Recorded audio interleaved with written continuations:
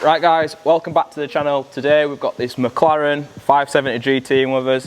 We're going to be installing some CT downpipes along with our custom tuning, and we're also going to be doing a major service on this car. So we're going to be doing an oil and filter change, spark plugs, gap to suit. We're going to be replacing the ignition coils. First of all, we're going to get the car onto the dyno, do a baseline run just to make sure that the car's working as it should in stock form. Once we've done that, we can get the car into the workshop and get to work. So let's go.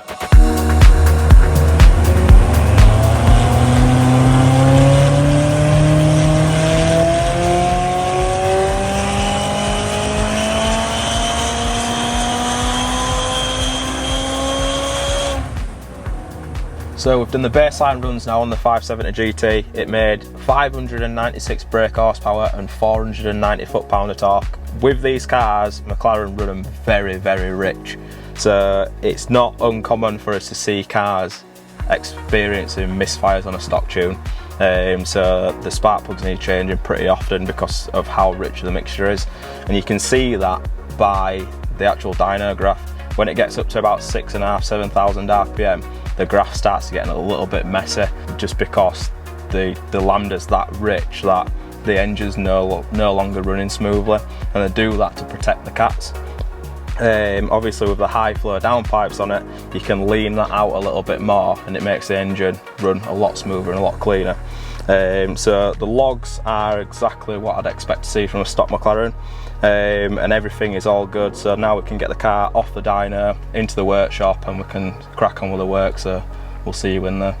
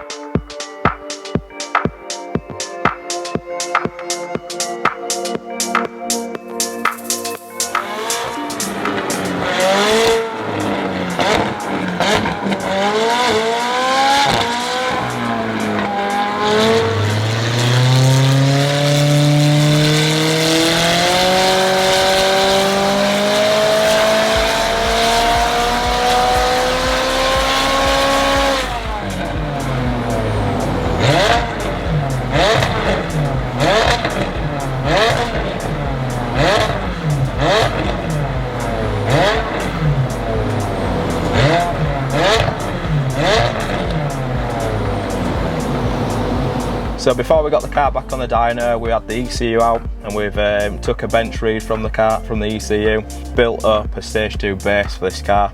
We've done a few of these before, so we kind of know where we're at with these cars. So we built a decent base, ran it up, and it were about right. We've had to make a few tweaks to the fueling and the EGT model to make sure that it enriches properly all the way through the rev range. But now that's done, on the second revision, the car's now making 690 brake horsepower and 646 foot-pound of torque, and the graph looks quite a lot smoother.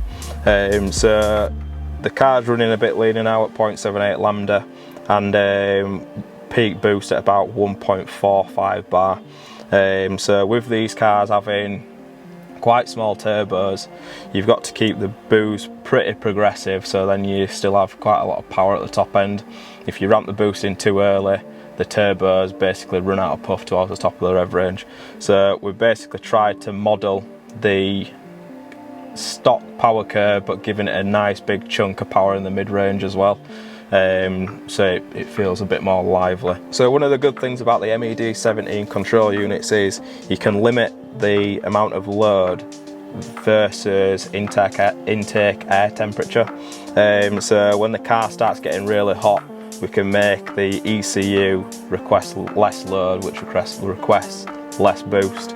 So when the intake temps start getting to like 60-70 degrees, it starts to pull the power back to protect the engine. A lot of tuning companies will just max this table out, so then it never limits it. But for us, we'll max it out during the tuning, see where the car runs in terms of intake air temperature, and then we'll basically rescale this model just to add some extra safeties in. So when it gets just above temperatures that are deemed as normal, the ECU will start to pull the power back, which is a good thing to have. The tuning's all complete. We'll get the car off the dyno, give it a quick road test, gather some data and make sure everything's doing as it should, and then it's good to go. So we'll see you out.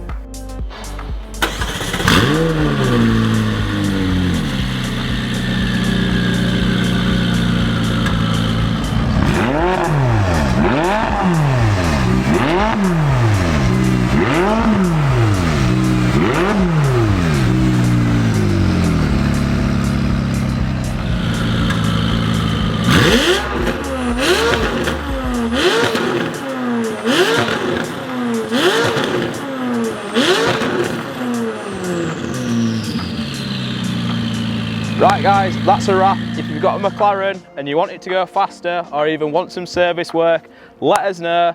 And as always guys, if you've liked the video, make sure you like, subscribe, and we'll see you in the next one.